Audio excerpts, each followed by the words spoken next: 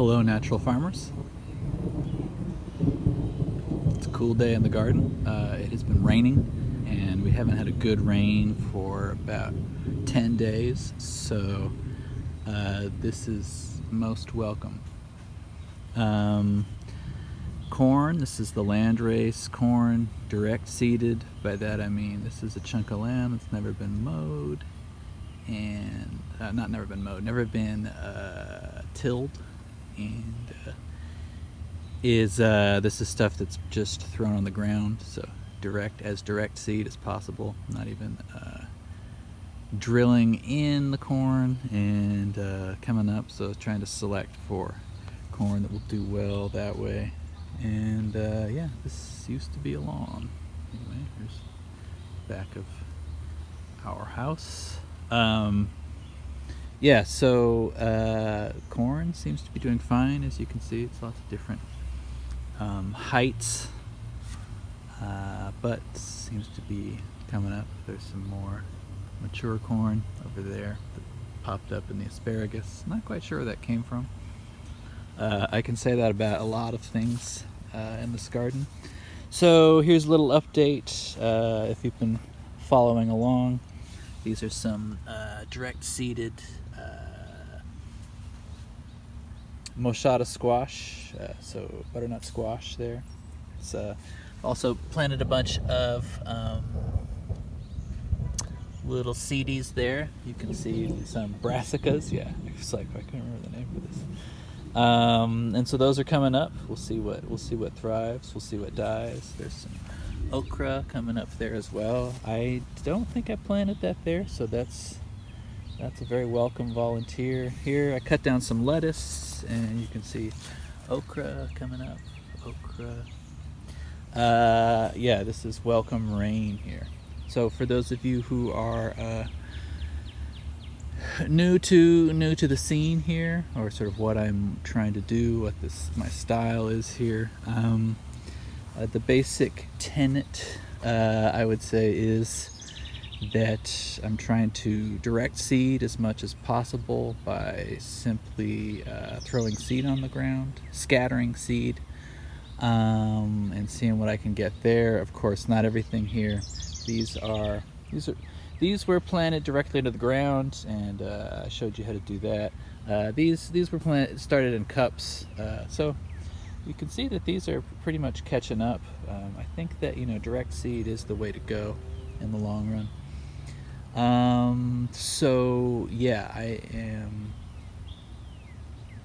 saving seed on everything I grow, doing landrace gardening approach. So this is sort of a combination of Fukuoka's natural farming as it applies to garden vegetables, and just trying to figure out what works so I don't weed. As you can see, the thing you're probably thinking is, wow, there's a lot of weeds, and there are. I don't really get too upset with them being there, because as long as they're not blocking out the light of a plant that I'm trying to get growing, then they can just kind of do their thing.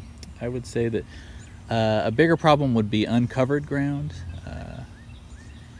Like I said, I don't really water other than what comes out of the sky, except for some spot watering when I'm doing sort of new things that I'm trying to introduce, as you may have seen in previous videos. But yeah, so I'm trying to select forward for what seems to be going well. Here's some delicata squash. As you can see, right, these plants are fine. This is untilled ground here that I just plant directly into. Fava beans are done. I'll probably cut those down today, and then maybe prepare this area for something completely new. It is the 2nd of July, so it's a little late in the season for certain things. Not quite time for planting of fall crops either, so I'm kind of just gonna mess around and see what happens. That's the beauty of a system like this. There's a candy stick type Peppo squash going on there. Over there we've got more Moschata. These are patty pans over here. they're starting to really produce. Over here we have, I didn't know what it was at first because this is a volunteer, but it's a crookneck squash. So I don't know where the seed came from. Similar to these, I don't know where they came from, but they're doing just fine. Here you see right with the kale is getting more light, that it is starting to suffer a little more. So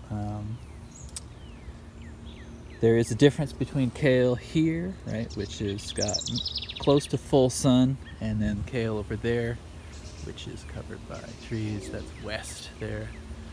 So west, we got south. This is the east. That's my neighbor's fence. So yeah, things are going pretty good here.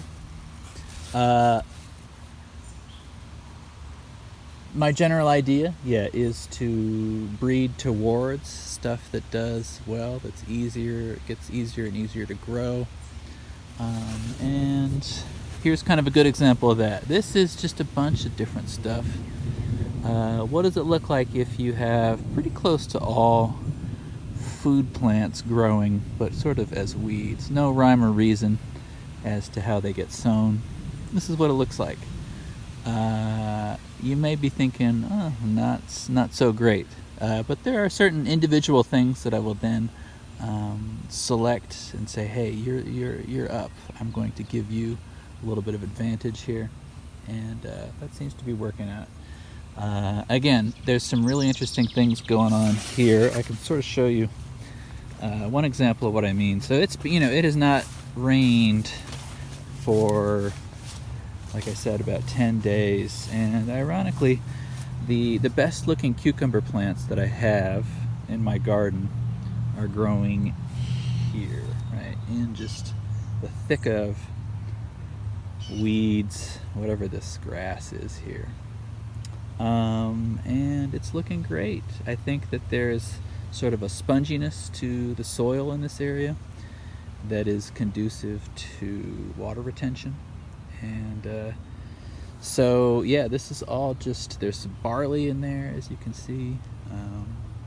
I may sort of hack into some of this and just start over, use it as a placeholder. If things start growing back, it'll at least be plants that are human food. So no real problems there. This is a good way to retain moisture in the soil, as I've mentioned, and typically your stuff you want, right, will kind of pop up from the top and is not overrun with weeds. Here we have a tomato just coming up just fine. We'll see what kind of variety it is. Hopefully it's not a Matt's wild cherry tomato, because that's one I've got plenty of already. If you know, you know. Here's another squash coming up. Not sure what the shape is on that yet. We'll see. That's definitely a Peppo there. Here's some kind of no man's land. You can see raspberries are trying to get in here, but haven't done too much here. That looks like some radish, daikon seed probably. Just doing its thing. I'm gonna probably just leave those on the ground, let those self-sow, as daikon is prone to do.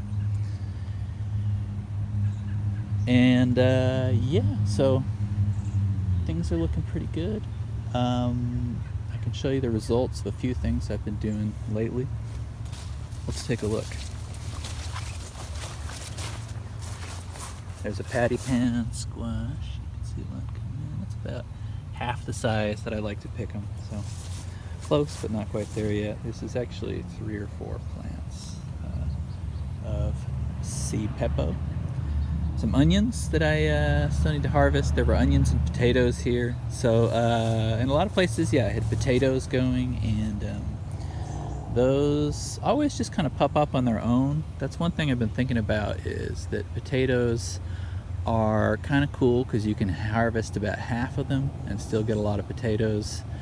And then, potatoes come up really quickly and vigorously in the early spring, which is a time when I want things doing well in the garden, and they do great. So this is an opportunity to sort of think about how potatoes, even just sort of skimming off of the top of the potatoes, can be pretty cool sort of long-term approach, because you're really just getting potatoes out of it as kind of an added bonus. And it's doing its thing at a time when, for example, things like squash are not that big yet. So there's a pretty good trade-off that could be made there. And moving forward, I would be thinking about sort of sowing into more potato areas in the future. Here is some teosinte. That is the what corn came from. For a long time, they didn't know where corn came from because teosinte doesn't really, well, it looks like corn right now, but as a mature plant, you will see that there are some kind of differences in the shape of what the plant looks like. So this is something that I just kind of hacked down, teosinte, and then wherever there's disturbed soil, as I've talked about, I plant lots of small seeds, things that germinate quickly. So there's just sort of a layer there to protect the mound. This is the mound plant in that I did to protect it from drying out too quickly. And so teosinte, I'm going to try and maybe walk back some corn genetics a little. They say that having that in the mix, even just a little, can yield to some pretty interesting results. And that it does self-seed, it'll reseed on its own. So not that you want too much of that in your population, but I'm always looking to do new things with my corn genetics. So this could be interesting. So I've got just a few plants here, maybe about 20 that'll come up, but that's doing just fine. Okay, this is melon grex that I planted. Lots of melons. I've shown this before, but we've got big leaves now and a nice sort of shady area to hopefully kind of maintain moisture and let this really kind of take off on its own, if that is what is meant to happen genetically. So we'll see what's going to happen there. But very excited to see what we get. This is the second year in on making the grex. So last year was just growing some sort of commercial varieties together, a few land races that I could find in there, as well as Korean melon and some other sort of borderline things that may or may not be crossing, which we'll see about. But yeah, this is, so maybe there's some crosses in here, but hoping to get a little more genetic diversity for the third year, where things can maybe start really popping off with that. But I'm just trying to grow a grove of melons here, so we'll see what happens.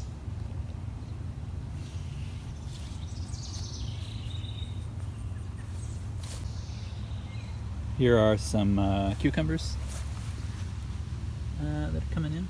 You don't usually see this much bare ground around here, but I had some landscape fabric that was just covering up some stuff from last season, last year. So there's a row. These were pre-sprouted cucumber seeds that I just laid directly on the ground and then covered with dirt. So as you can see, you do get good germination, and they take. As to where those roots go, you don't really need to, that does not concern you. They find a way, and things seem to be looking pretty good. So the soil is very moist right now, which it has not been. But yeah, no real pooling up in any areas other than where these sort of trails that I make for myself. I just sort of choose a path, straight lines, and try to walk those. And I know where to walk and where not to, but you can pretty much see. And you can also feel it with your feet. On a day like today, if you walked on a sort of no walk zone, you would probably sink in a little. So, cucumbers, more cucumbers over here. Here's where I planted one of my grexes. So as you can see, there's quite a bit of variation And these things really, they really suffer. If you've grown cucumbers, you know that they like plenty of water, and I haven't been giving them that much water. So I don't really have any sort of regular watering schedule here. And on a certain level, I am trying to figure out what is, tough enough to survive. But pretty much every day for the past, 10 days or so, these leaves have been super droopy. You can see that some of them have basically kind of died off. And I've been doing a little bit of that as well with some of these plants, like that one there. On the verge of dying, I'll prune off a few leaves so that the plant itself will keep going, even if it's not producing fruit, but simply because there's just not enough water. And so you're kind of just pulling it back so that it can survive a little dry spell with fewer leaves. I guess that's the idea. Less transpiration, is it? Water evaporating off of the leaves, which sort of pulls everything up. So here's a little squash patch. This is Tetsukabuto, as well as some other pollinators there. So there's some C. moschata as well as C. maxima. Maximas are, traditionally kind of tricky to grow here for whatever reason, but I am very attracted to the taste and their look. So I am trying to keep going with trialing those, planning out all of the C. maxima plants from seeds that I can save from last year's yield, and getting some stuff coming up. It'll be interesting to see how this grows out. This is my Korean melon. You can see sort of 3 rows here that I planted into, just the ground, and then poured some dirt over, and was careful to sort of water those. But you can see lots of stuff coming up now, and it'll be interesting to see. I know it's a little late. Again, it's early July. So I'm mostly interested in lots of succinct genetics, a one-night stands in terms of the genetic information being exchanged between these plants, right? So just lots of plants here. Some of these are, F1s, I think, so there should be some genetic diversity there. This is some watermelons that I did in kind of a similar fashion. So not huge, and it's been quite dry, so I've been giving them a little sips of water here and there, basically letting them hold on. The thing about when the plants are this small is that they don't require much water either, so that's kind of how it goes with that. But in the grand scheme of things, I would hope that there is some sort of exchange going on underneath the ground in terms of water being shared, which is why I do kind of just spot watering when I do some. I will just basically put the hose on the ground and let the water sink deep into the ground. I think you can get away with doing that if you have soil that's nice and porous, as mine is. I've poured loads of JLF, Jadam liquid fertilizer, which you should look into. And those, it always has kind of worked out. The worms come and eat up that and spread it around. One thing that I've been kind of interested in checking out this year is this idea that Fukuoka had about how fertilization doesn't necessarily need to be that localized in its application, and that you can get away with simply sort of doing spot fertilization, right? Or that it spreads out somehow, right? My guess is the fungal network underneath the ground gets these things going and allows for the sharing of resources. So as long as it's hitting there somewhere, the network perhaps is figuring out how to distribute that. Here's some soybeans that I planted, soybean Grex. I know these don't cross super easily, but there's some stuff in there as well as some wild soybean. It's starting to rain again, so I'm gonna get out of here. This is kale, looking quite nice. That's on the Hugel Mound. So happy to have this rain right now. There's some volunteers, more volunteers. This is my kind of cornfield. So I'll get out of the rain and just sort of hang out under my roof here at the shed. Let me put this side of the way. And as you can see, right, there's plenty of corn coming up, which I'm real happy about. Lots of diversity, interesting things going on here. Man, so good. So happy for this rain. A lot of the plants were starting to look kind of sad, but they pulled through, right? A few probably didn't make it, and that's a good thing in the long run because we are looking for strong genetics. And I'm really stoked about planting this sort of marginal area right now. Perhaps in the long run, this is maybe the way to go long term, because you can just kind of see what works where. There might be some advantage to the fact that this is partially shaded, because that does give you some respite from the sun and sort of, working all day and pulling water out of the plant. So you get some more sort of riskier and interesting genetic exchanges this way, perhaps. And then you can go back and plan into more full sun stuff and see what happens with the genetic diversity there. So I'm growing some sorghum. Some of this is corn, some of this is sorghum as well. Been doing a sort of sorghum landrace as well. Real survival of the fittest. I have not really planted sorghum other than just throwing seeds on the ground for a couple years now, and it always comes up, it always does its thing, it always produces, and so whatever I have on hand with sorghum, I basically plan out almost 100% of my sorghum seed just to see what comes up. And every year basically just saving seed, rinse and repeat, adding some new genetics here and there, and it's just really fun to see what happens. There's all sorts of relationships being built with the genetics and the epigenetics and the soil.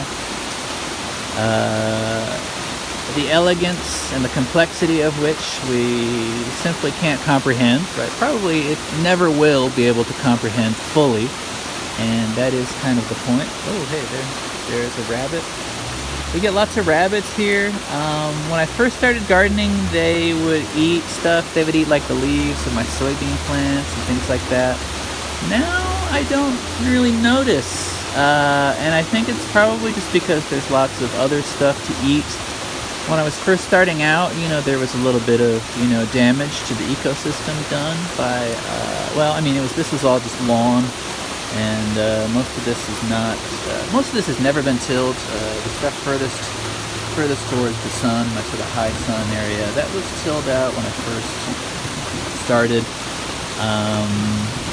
But everything, I would say, past the sort of tomato stakes that you see there, is all no-till, and it has not been tilled since. So it's sort of proof of concept that you can work there. Jerusalem artichokes are almost taller than me. That sunflower there is taller than me, and so things are going just fine with that stuff.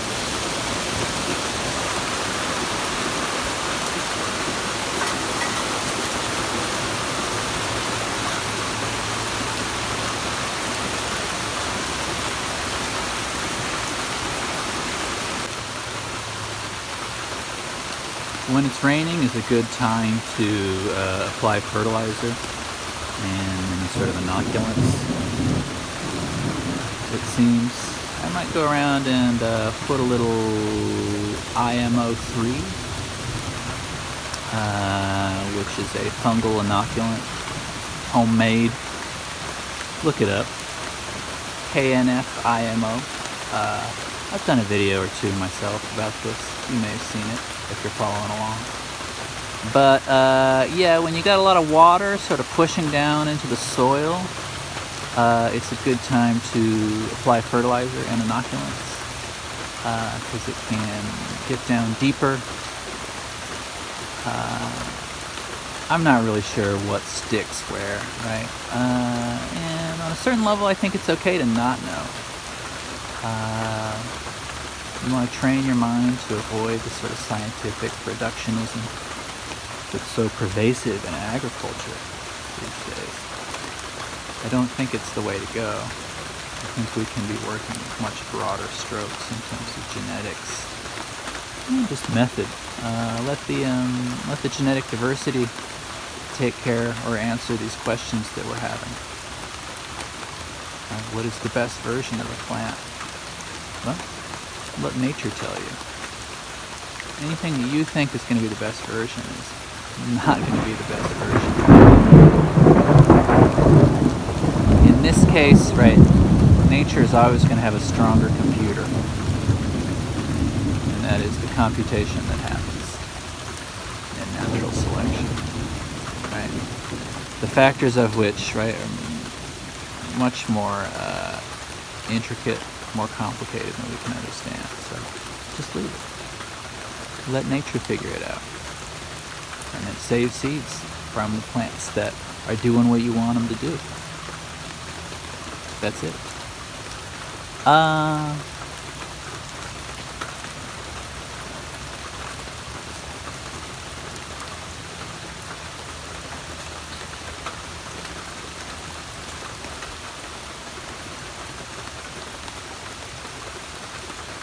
Other things to do when it's raining. Plant seeds, obviously. Throw out some seeds. On a day like this, really small seeds. I think it's kind of hard to distribute, I think, because your hand will get wet, inevitably. This is the hand that you're using to pull seeds out, to throw around. So, yeah, you might want to go with bigger seeds on a day like today. Pre-soaked seeds would have been great. I didn't know though. There have been a few times when it said it was going to rain and it didn't. So, yeah, if I had pre-soaked seeds for those days, I would have had to plant them out somewhere else. But this is a good time of the year. Very hot. A lot of fast growth. I think this corn's going to really take off after this rain, because I've applied some JLF fertilizer in the area as well. And so yeah, I think that's going to really pop off. I'm going to kind of pump up these cucurbitas that I planted in the sort of path there to get those nice and big, growing up. And growing within the corn. 3 sisters. I haven't planted any beans. I just kind of forgot to plant beans. They're also a little tricky to do as far as scattering seed. You do need to kind of really bury them, I think, or cover them with soil. So, yeah, covering them with a handful of soil, I think, would probably work. Pre-soak, then cover with a handful of soil. I might try and do some that way. But yeah, haven't done any yet. Soybeans, I guess I'm doing those. That's a bean. Fava beans are pretty much done in my climate. They say you can overwinter. Some of them will overwinter. So I might try doing that, running some trials with whatever seed I get. We ate a bunch of fava this time around, and it was good, although my fiance said that it was a lot of work processing the beans, shelling them, and then there's this thing you have to remove outside of the bean if you want to eat it at a certain level.